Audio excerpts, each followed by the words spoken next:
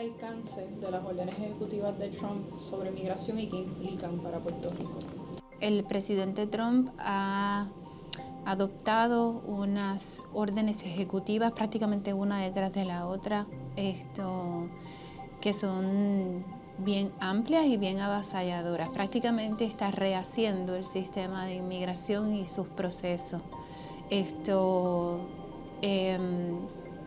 Hay varios problemas con esas órdenes ejecutivas. Uno básico es que violentan derechos constitucionales ya adquiridos y ya claramente establecidos mediante precedentes reiterados, interpretados de una manera diferente a lo que él intenta hacer mediante órdenes ejecutivas. Y otro de los problemas que tiene es que pues, esas órdenes ejecutivas no van a la par con los estatutos vigentes. Entonces chocan con los procesos que están definidos en ley. Uno de los sectores que se está viendo bien afectado ahora mismo son los asilados políticos, por ejemplo, porque mediante orden ejecutiva el presidente tomó la decisión de detener todos los procesos de asilo. Y existe por estatuto congresional, o sea, hay una ley estableciendo un proceso para definir quién es elegible para asilo, o sea, personas refugiadas que huyen de sus países tienen un derecho a solicitar en Estados Unidos asilo político. Entonces, todo esto se está viendo trastocado. Obviamente, la ACLU y otras organizaciones de derechos civiles y derechos humanos en Estados Unidos han estado muy pendientes y han llevado una serie de litigios, de casos y demandas en contra de estas órdenes ejecutivas. Una de las que primero fue presentada por la ACLU. De hecho, ACLU fue la primera organización en demandar al presidente Trump cuestionando la legalidad y la constitucionalidad de sus órdenes ejecutivas. Fue la orden que redefine quién puede ser un ciudadano de los Estados Unidos, ¿verdad? Como se sabe, la Constitución de Estados Unidos y la ley en Estados Unidos establece que la ciudadanía de Estados Unidos se adquiere por nacimiento en territorio. El presidente Trump ha querido variar esa definición mediante orden ejecutiva y ya hubo un juez que decidió detener de manera temporera la implementación de esa nueva definición hasta en tanto se ve el caso en sus méritos. Así que ya por ahí ha habido algunos logros, ¿verdad? Pero sí puedo decirte que en la ACLU estamos súper pendientes, ya estábamos preparados porque el ahora presidente Trump había ya anunciado que esta era parte de las políticas que él iba a adelantar, así que en la ACLU nuestros abogados han estado preparándose para este momento. A nivel local, las oficinas de la ACLU como la de Puerto Rico, estamos también analizando la legislación que se está aprobando en Puerto Rico mediante la legislatura, la política pública que está adelantando Jennifer González. Estamos analizando sus respuestas a estas órdenes ejecutivas y a esta nueva política migratoria y nos estamos preparando para también en su momento, si es necesario, iniciar cualquier tipo de acción, incluyendo acciones judiciales. Pero nuestro enfoque principalmente está en los efectos que esto está teniendo en la práctica, en las comunidades, altamente, en las comunidades que se encuentran en alto riesgo, ¿verdad? Ya hemos visto que los oficiales del ICE, acompañados por o en redadas dirigidas por la DEA, han realizado detenciones que son claramente arbitrarias en algunos casos.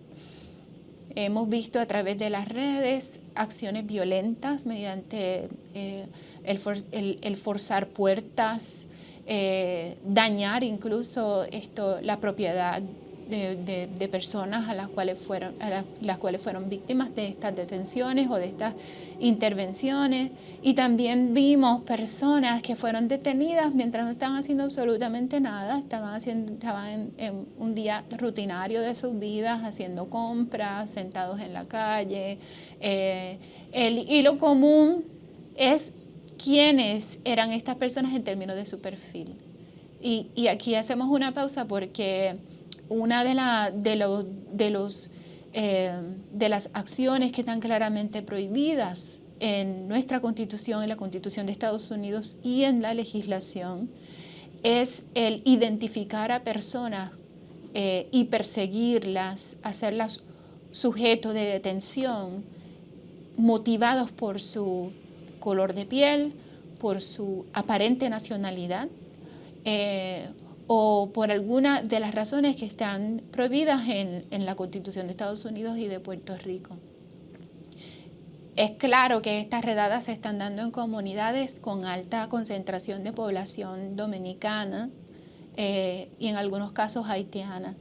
Y eso nos preocupa grandemente porque no hay ninguna razón y no debería justificarse el que se criminalice a estas comunidades en específico por el hecho de que sean dominicanas o haitianas, ¿verdad? Y mencionó precisamente la respuesta que ha dado el gobierno, la gobernadora. Ella ha dicho que son criminales las personas que han sido arrestadas en los operativos federales. ¿Eso es correcto? ¿Son criminales todos o la mayoría de los arrestados? ¿O quiénes son estas personas que se están arrestando? Pues uno de los problemas que tenemos es que el ICE y el DHS, Departamento de Homeland Security, no están dando información precisa, ni siquiera sobre la cantidad de detenidos, ni de, en efecto, ¿verdad?, las razones para estas detenciones. Y nos preocupa que en estas detenciones se ha incluido personas, y lo sabemos porque han sido entrevistadas en la prensa, que tenían incluso documentos y que lo dejaron saber a las autoridades durante la detención y como quiera fueron detenidas. Esas son claras violaciones de derechos civiles a personas que no deben ser objeto de una detención. Así que sí nos preocupa la falta de respuesta, más que nada de parte del gobierno de Jennifer González. Nosotros la estamos interpelando a ella y a las legislaturas para que tomen todas las medidas que sean necesarias, incluyendo poner los recursos del Estado en lugar para facilitar el proceso de detención, para proteger a las comunidades que puedan estar en riesgo de una posible intervención de las autoridades federales. Y la gobernadora también ha dicho que básicamente que tiene las manos atadas y que Puerto Rico no se puede dar el lujo de no cumplir con las políticas de Trump porque perderíamos fondos federales. O sea, esto es cierto, no hay nada que se pueda hacer a nivel estatal, a nivel local para proteger a la comunidad migrante. Eso no es cierto, eso no es cierto. Lo que sí es cierto es que la gobernadora Jennifer González claramente no interesa ejercer la autoridad que tiene para asegurarse que se protejan los derechos constitucionales y las libertades civiles de los ciudadanos y de los residentes en Puerto Rico, sean o no documentados.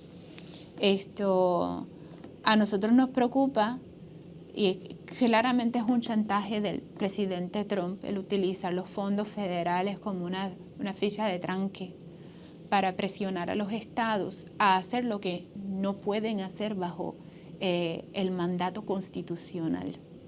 Los estados tienen una obligación de proteger a las poblaciones, incluida la población migrante, y de asegurarse que no se discrimine contra ellas.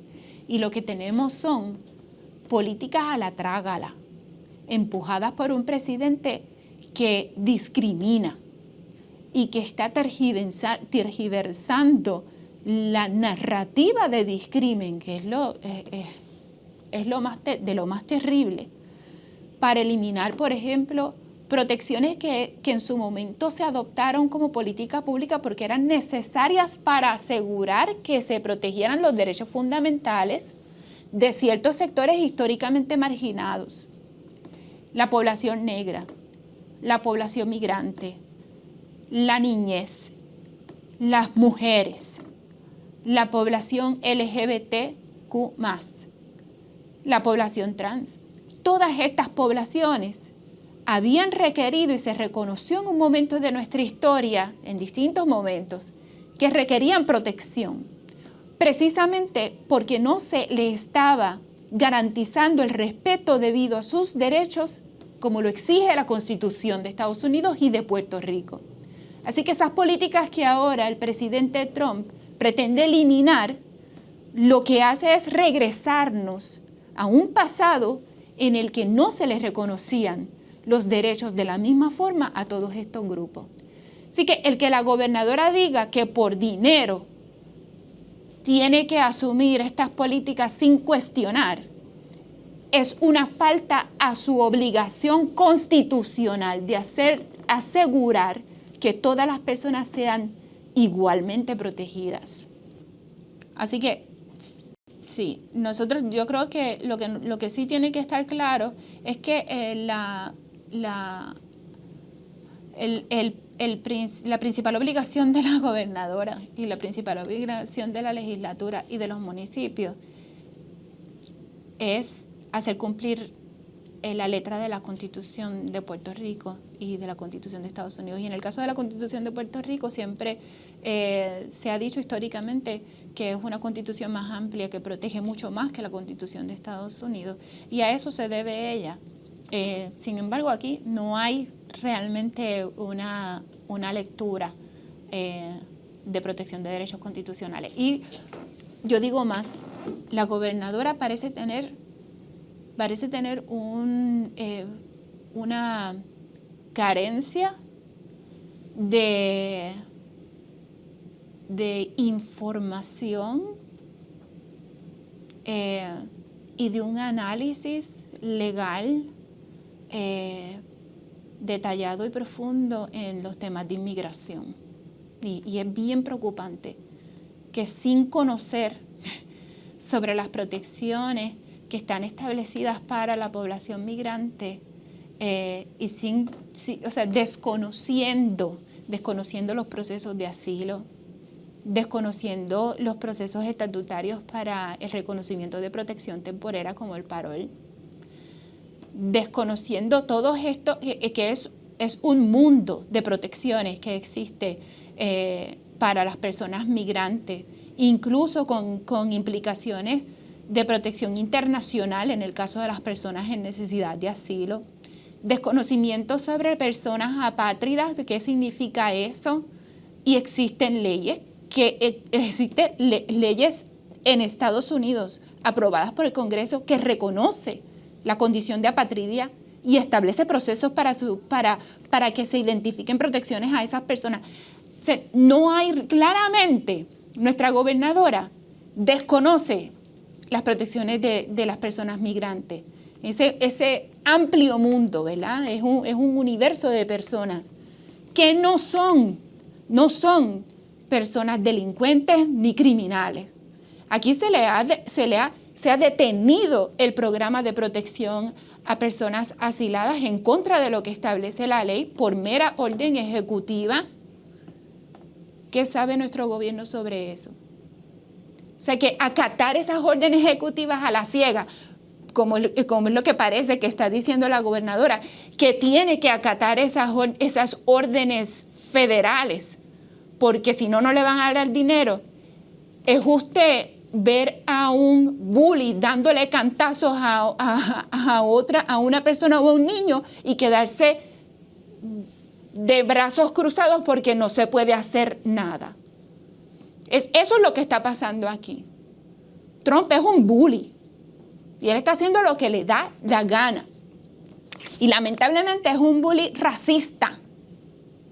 ¿Cuáles son los alcances de la orden ejecutiva? ¿Puede un presidente firmar una orden ejecutiva que va contrario al estatuto vigente y los estados tienen que hacerlo porque está en la orden ejecutiva? ¿Puede explicar eso un poco? Un dictador puede decidir aprobar de manera unilateral cualquier tipo, y lo digo así, un dictador, para ver si despertamos y nos damos cuenta de lo que está pasando aquí.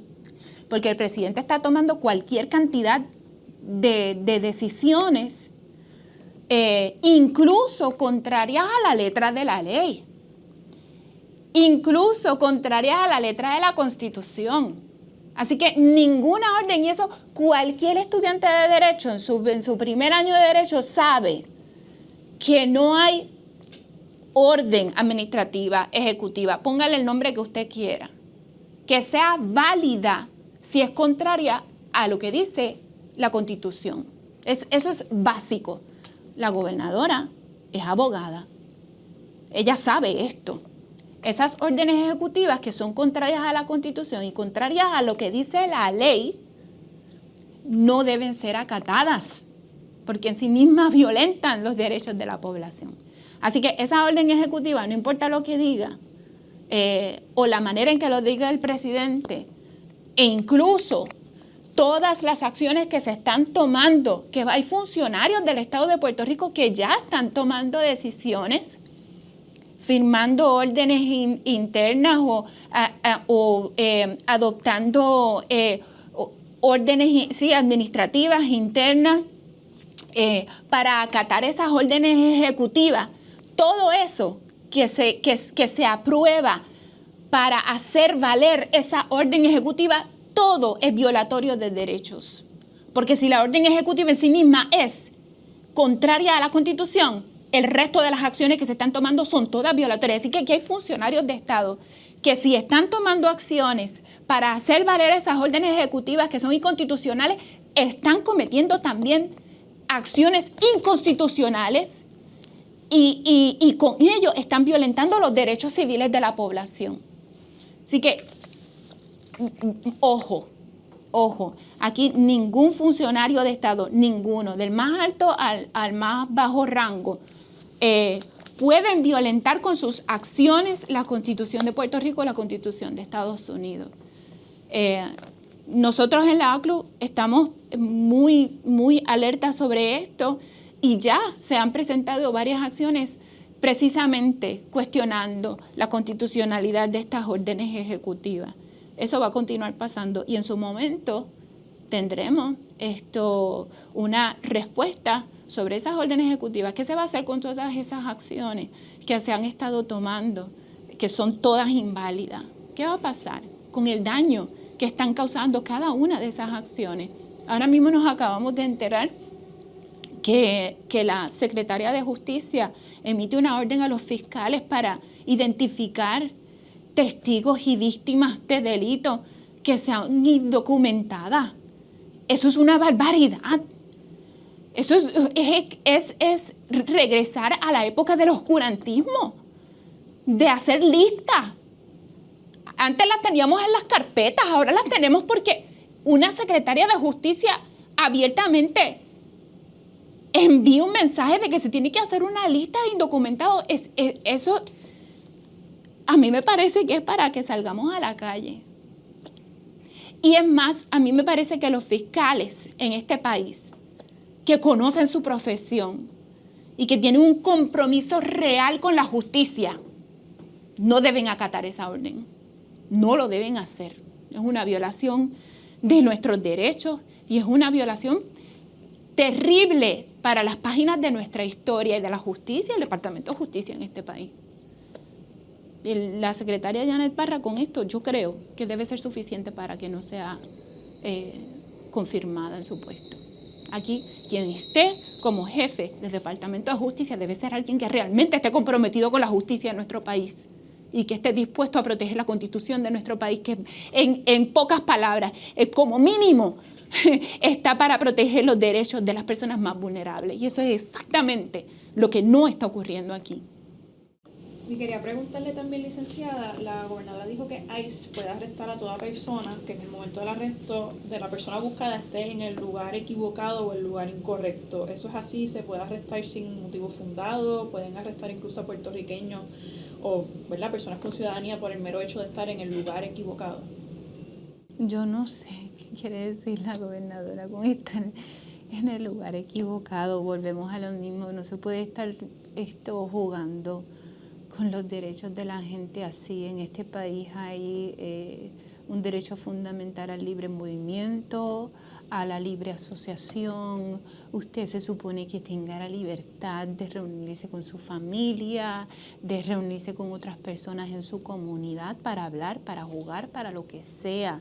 Que esté tranquilo en su casa, que pueda ir a la iglesia, que lleve a sus niños a la escuela sin ningún problema, sin tener ese temor. Así que yo no sé a qué se refiere la gobernadora con estar en el lugar incorrecto, no sé, porque yo no presumo lugares incorrectos, ¿verdad? Yo presumo la libertad de movimiento y lo que es la vida diaria de las personas. Además, usted habla de un lugar incorrecto. ¿En qué lugar incorrecto estaban los detenidos de Barrio Obrero? En la calle, en los negocios, haciendo compras, comprando calabaza por un sancocho.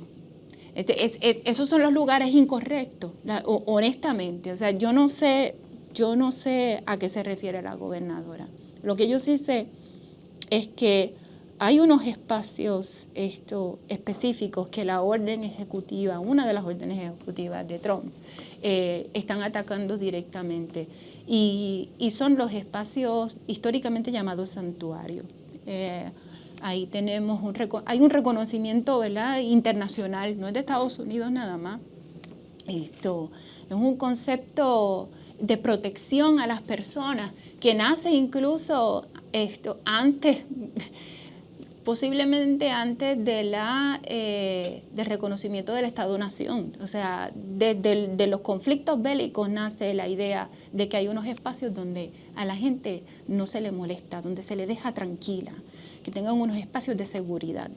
Y ese concepto ha sido tan importante en la historia de la humanidad que, como dije, incluso en algunos casos precede el concepto de Estado-Nación. O sea, que ha estado con nosotros prácticamente siempre. Y en Estados Unidos se ha reconocido ese mismo concepto, incluso se recogió en legislación. Así que en ese espacio, bajo esa calificación están iglesias, hospitales, lugares donde las mujeres van a acudir para recibir servicios o para dar a luz, espacios comunitarios, lugares donde se recibe servicios psicológicos, escuelas, universidades. Estos son espacios donde de ordinario la gente va o a recibir un servicio esencial o a ejercer un derecho fundamental, como es ir a una iglesia, a un templo, a una mezquita, a una sinagoga. Y en esos espacios siempre se ha respetado como lugares donde no hay intervenciones del aparato de seguridad del Estado. Las órdenes de Trump rompen con todo eso. Y uno de los aspectos que yo sé que a este gobierno le preocupa es la libertad religiosa. La orden ejecutiva de Trump que elimina el concepto de espacios santuarios específicamente para las iglesias, violenta la protección constitucional del derecho de libertad religiosa.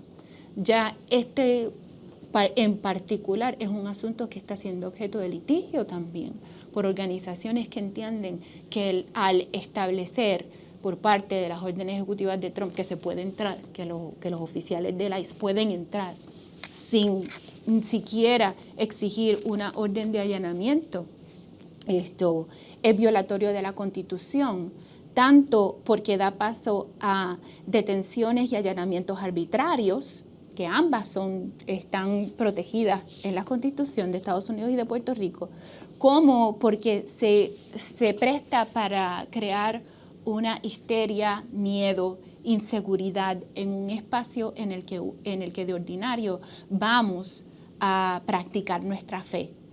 Entonces, el anuncio nada más y la orden de que el ICE puede entrar en sí mismo violenta el derecho que tenemos todos y todas de acudir a ese espacio, porque hay una población específica que va a tener temor de poder acudir a ese espacio a ejercer su derecho a la libertad religiosa o de culto. Así que eso es lo que en derecho llamamos un chilling effect, que evita que tú puedas, ¿verdad? Te congela y no te permite, el miedo no te permite acudir a tu iglesia. Y es una de las prohibiciones que se ha reconocido, ¿verdad? Que el Estado no puede adoptar medidas que en sí misma creen un chilling effect para tú poder ejercer un derecho fundamental, tan fundamental como el derecho a la religión o a ejercer tus creencias religiosas y de culto. Así que sí, tenemos problemas serios con este tema de los lugares santuarios cuando el presidente Trump ha decidido que ya no los va a reconocer como tal, pero además se violentan también otros derechos como es el derecho, por un lado, a la propiedad privada. Las iglesias son propiedad privada. Así que decidir que van a entrar sin una orden de allanamiento, esto es en sí mismo violatorio de otros derechos. En este caso, el derecho a la propiedad privada también es violatorio del derecho a la libertad de asociación, porque se interrumpiría la posibilidad de que en ese espacio se dé reuniones, ¿verdad? Se dé una reunión de grupos en ese espacio. Así que eso solamente con el tema de las iglesias. Y por eso las iglesias en Puerto Rico, no sé si hemos visto que se han estado movilizando y han hecho distintos tipos de declaraciones en contra de estas órdenes ejecutivas, tanto porque violentan el derecho de las poblaciones migrantes, pero también porque violentan el derecho de la libertad religiosa. De la misma forma, a nosotros nos preocupa que no se reconozca espacios santuarios como espacios que necesitan ser protegidos a las escuelas y a las universidades. Ya vimos que en Estados Unidos el ICE ha intentado por lo menos entrar a las escuelas públicas. Nosotros no queremos ver eso aquí y es necesario que la gobernadora de Puerto Rico y el gobierno de Puerto Rico emitan unas órdenes, sí, pero para proteger a las escuelas de las intervenciones del ICE. No lo hemos visto hasta ahora, pero es lo que debería ocurrir. Y además de esos espacios que menciona, también están las ciudades, los estados santuarios, como Nueva York, por ejemplo, y Trump explícitamente pues amenaza con limitar fondos federales a esas jurisdicciones santuarios que interfieran con la ejecución de ¿verdad? De estas medidas migratorias. ¿Puedes explicar un poco de qué es ese concepto de ciudad o estado santuario y cómo se establecen? Sí, las ciudades santuarios y estados santuarios no son otra cosa que gobiernos locales, pueden ser a nivel municipal o estatal, que han decidido establecer una serie de políticas de protección a la comunidad migrante. Hay que tener cuidado cuando, ¿verdad?, con el lenguaje que se usa, porque el presidente Trump habla de interferir. Pero el adoptar el concepto de ciudad santuario en nada interfiere con el mandato del gobierno federal. Lo que sí hace es ejercer la autoridad que ya tienen los estados y los municipios para hacer cumplir sus leyes y sus constituciones estatales. Y eso es lo que queremos que ocurra en Puerto Rico, que tanto las ciudades a nivel municipal como a nivel estatal se adopten las medidas que sean necesarias para hacer cumplir las protecciones de nuestras leyes y de nuestra Constitución, que también son extensivas a la población migrante. Esto es, asegurar que esta población pueda ir a recibir servicios públicos de manera tranquila y segura, de que los niños y las niñas puedan ir a la escuela a recibir la instrucción que merecen y necesitan sin tener temor de ser intervenidos por el ICE. O por otras oficiales del gobierno federal. o que las personas puedan acudir a las agencias públicas. Todos los días hacemos gestiones en las agencias públicas sin tener ningún tipo de temor de que vamos a terminar siendo detenidos por el ICE. Esto ya está ocurriendo lamentablemente en los tribunales de Puerto Rico. Ya en la ACLU hemos recibido información de personas que estando en el edificio, ¿verdad?, de una corte, terminando un proceso criminal en el que no hubo convicción ninguna porque no hubo causa probable, igualmente habían oficiales del ICE dentro del edificio y oficiales del gobierno de Puerto Rico apoyando, facilitando las detenciones. Claramente en Puerto Rico no hay un entendimiento de ciudad santuario. Tenemos mucho que aprender. Y nosotros desde las comunidades estamos exigiendo, y desde la ACLU exigiendo que sí se adopten medidas de protección. Y eso quiere decir, por un lado, no hay que interferir con lo que es la jurisdicción federal, que hagan su trabajo, pero no vamos a facilitarles el trabajo porque ese no es el trabajo de nuestro gobierno. El trabajo de nuestro gobierno y de los oficiales de seguridad del Estado y de nuestros funcionarios, sean judiciales, sean policiales, sean de cualquier agencia de gobierno, es proveer un servicio que es necesario y es esencial para que la vida en Puerto Rico sea segura y para que todo el mundo tenga sus necesidades cubiertas. Ese es nuestro mandato, el mandato de nuestro gobierno. El del gobierno federal es otro y no hay que estar mezclando, ¿cómo dice?, arroz con habichuela, porque son dos jurisdicciones diferentes. Y aquí se ha querido convertir o extender. El gobierno federal está tratando de convertir a los funcionarios estatales nuestros, a nuestros policías, en sus policías, en que nuestro gobierno le haga su trabajo. Y aquí nadie ha tenido el carácter necesario para decir, no, ese no es nuestro trabajo es proteger a nuestra población y darle los servicios que necesita. Ese es tu trabajo, pero no es nuestro trabajo. Y no es la primera vez que esto ha ocurrido y que hay estados que se han enfrentado a ese intento de usurpar realmente el mandato y la autoridad de nuestros gobiernos estatales. Esta no es la primera vez que eso ha pasado. Hay estados en Estados Unidos que se han opuesto y ciudades también, y han logrado, sobre todo en el primer periodo de Trump, hubo estados que demandaron en contra de esas políticas. Nosotros no tenemos por qué servirte para hacer tu trabajo, ¿verdad? Y ganaron. Así que la historia está ahí. Y yo vuelvo a decir, la gobernadora de Puerto Rico tiene un momento crucial en sus manos. Nuestros fondos, los que tengamos, nuestros, son para nuestra gente, para nuestra gente. Que te cortaron fondos federales, bueno, eso le está pasando a medio mundo de Estados Unidos. ¿Qué vamos a hacer? Es la pregunta. ¿Vamos a entregar a nuestra población la que sea? ¿Vamos a hacerle el trabajo al gobierno federal? Ese no es el trabajo de nuestro gobierno. En Puerto Rico sería posible, por ejemplo, que San Juan se convirtiera en una ciudad santuario, o que incluso Puerto Rico completo como territorio. Por supuesto, puede ser lo puede ser, lo puede ser. Yo entiendo que lo que se requiere es voluntad política y un compromiso real con la justicia y con los derechos humanos en este país. Eso es lo único que se requiere.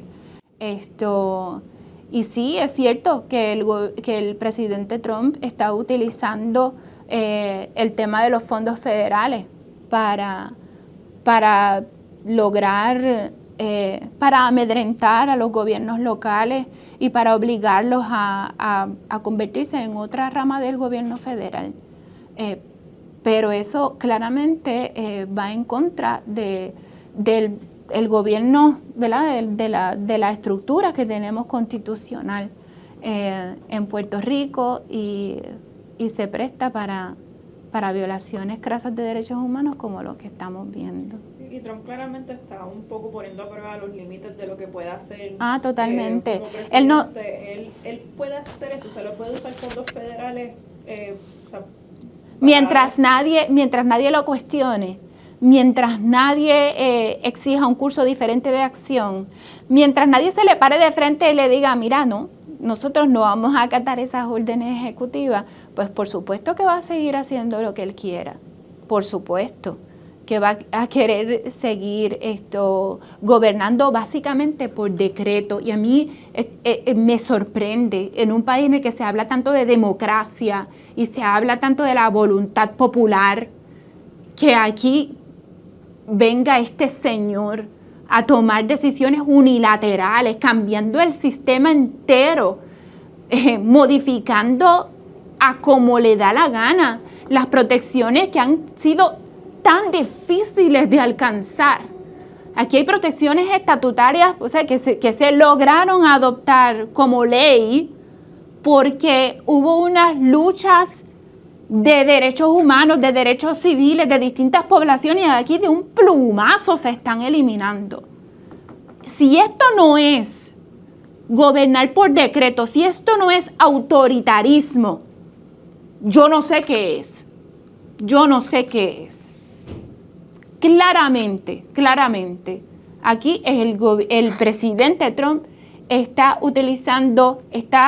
absorbiendo el poder, y eso es bien peligroso.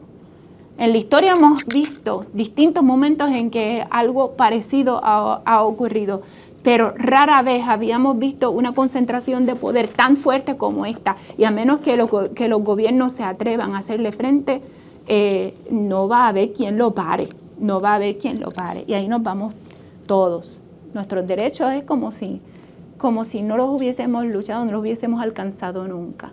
Así que este es un momento histórico bien importante y requiere también personas comprometidas y con fuerza de carácter que sepan a lo que fueron llamados cuando se les eligieron como gobernantes en este país. Licenciada, la gobernadora dejó entrever ayer que aunque no se le ha solicitado, el gobierno evaluará el acceso a servicios de salud y licencias de conducir para inmigrantes con estatus migratorio no definido en Puerto Rico, y ¿verdad? Que los estados que estén otorgando estos servicios pueden perder los fondos federales. ¿El gobierno puede hacer eso? La gobernadora está caminando una línea bien finita. Bien fina. Negar servicios es discriminar. Y el problema de esto es que se está prestando para establecer un proceso civil de segregación,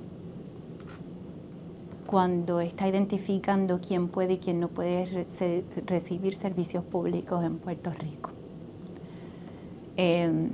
Yo quisiera pensar que eso no es cierto, que ella se va a informar mejor y que ella va a sostener una postura de protección de derechos y que va a asumir una posición de abrir las puertas de su gobierno para que la gente no viva con miedo y temor. No queremos eso en Puerto Rico. Aquí se está estableciendo una política muy oscura, y eso nos responde a quienes somos como pueblo. Puerto Rico siempre ha sido mayoritariamente una comunidad de acogida. Nosotros respetamos y reconocemos el valor que agregan nuestros hermanos migrantes en Puerto Rico, el trabajo que realizan todos los días, la manera en que han ayudado a desarrollar lo que tenemos como país.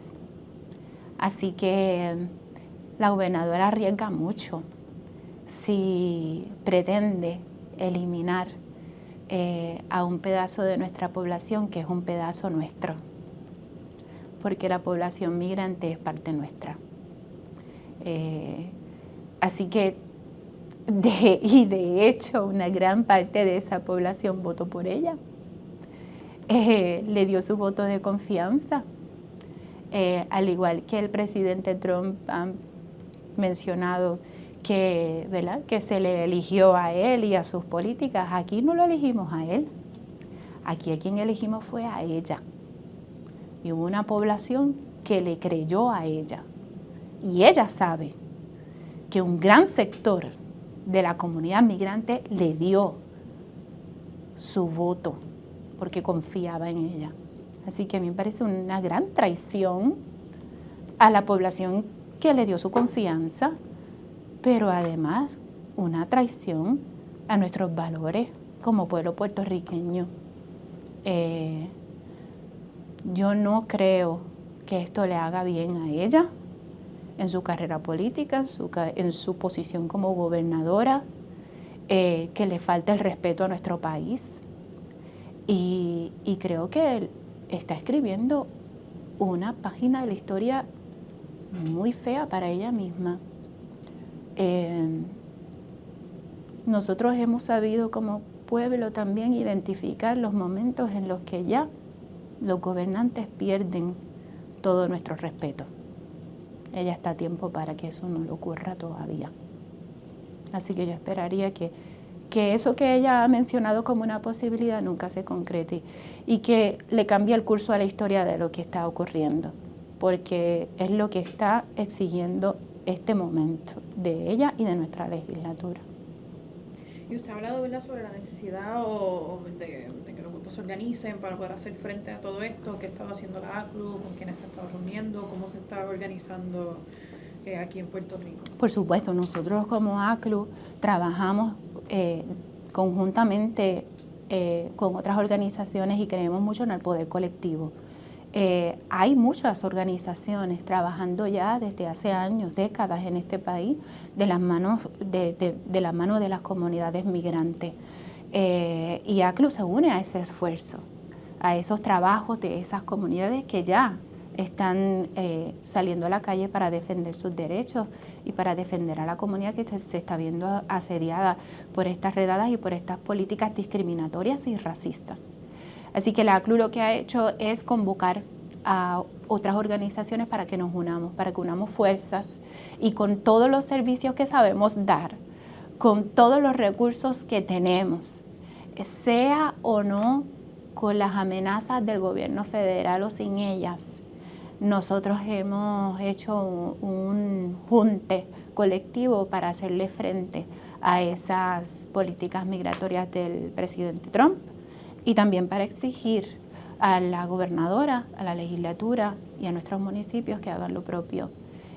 No tenemos ningún problema en apoyar a aquellos municipios, legisladores y a la gobernadora en la medida en que ellos y ellas decidan asumir posturas de protección de derechos humanos y en la medida que quieran adelantar una comunicación de respeto con la comunidad migrante. Así que este frente se junta porque sabemos que necesitamos hacer un frente unido en contra de las políticas de Trump, pero también porque sabemos que hay una comunidad que necesita unos servicios y nosotros estamos dispuestos a poner todos nuestros recursos para que los reciban. Necesitan protección, nos estamos organizando para protegerles. Necesitan orientación, lo propio estamos haciendo también. Así que hay una serie de acciones que vamos a estar comenzando a implementar. Estamos haciendo talleres para preparar abogados y abogadas que puedan dar orientación de emergencia. Vamos a crear un cuerpo de abogados pro bono en conjunto con el Colegio de Abogados y con otras organizaciones que dan servicio legal para que puedan asistir a las personas migrantes y sus familias en los asuntos legales migratorios. Estamos trabajando con organizaciones comunitarias y con iglesias para establecer protocolos santuarios y proteger esos espacios donde nuestra comunidad migrante se encuentra ejerciendo sus derechos civiles y humanos y asegurarles que pueden estar allí de manera segura y protegida, ¿verdad? Así que somos muchos, somos muchas y se sigue sumando gente. Precisamente porque no nos vamos a quedar sentados viendo cómo abusan de nuestros hermanos y hermanas sin hacer nada. Así que la sociedad civil va a hacer lo que tiene que hacer. Sí vamos a exigir del gobierno, sí vamos a enfrentar las políticas de Trump. Lo que no haga el gobierno lo vamos a hacer nosotros, no vamos a dejar de denunciar los abusos, la falta de respeto a la dignidad de todos los seres humanos en este país. Y por eso nos estamos juntando y nos estamos organizando. Entre las cosas que estamos pidiendo es que se establezca una política pública, la primera política pública en Puerto Rico de protección a la población migrante, donde se reconozcan lugares santuarios o espacios protegidos, y ahí deben de estar claramente las iglesias, templos, mezquitas, espacios de oración y de ejercicio religioso, cualquier espacio de servicios o de recibir servicios de salud, ya sean de salud física o salud emocional, centros comunitarios donde se reúne la para distintos tipos de actividades, escuelas públicas, escuelas privadas y universidades y otros espacios. Nosotros también creemos que los tribunales deben ser lugares donde se pueda acceder a la justicia, y para eso es necesario que se respete ese espacio como un espacio estatal, no federal, y que si las organizaciones de seguridad pública federal quieren hacer una intervención, lo hagan fuera de los predios de nuestros tribunales, donde todos los días acudimos ciudadanos y no ciudadanos a hacer valer nuestros derechos. No debería ser un lugar de riesgo para nadie o de amenaza, ¿verdad? Así que a nosotros en esas medidas también vamos a estar pidiendo que los municipios también establezcan medidas de protección, convirtiéndose en municipios santuarios, y que a esta política pública deje clara que la Policía de Puerto Rico y las policías municipales no son una rama del gobierno federal y no pueden ser utilizadas de esa manera. Estamos exigiendo, mediante un proyecto de ley que vamos a presentar a esos efectos, que se deje clara la prohibición de que la Policía de Puerto Rico, la Policía Municipal, pueda en sus intervenciones hacer ningún tipo de preguntas sobre el estatus migratorio de las personas con las cuales interactúan, sean estas víctimas de delitos, querellantes o cualquier otra persona.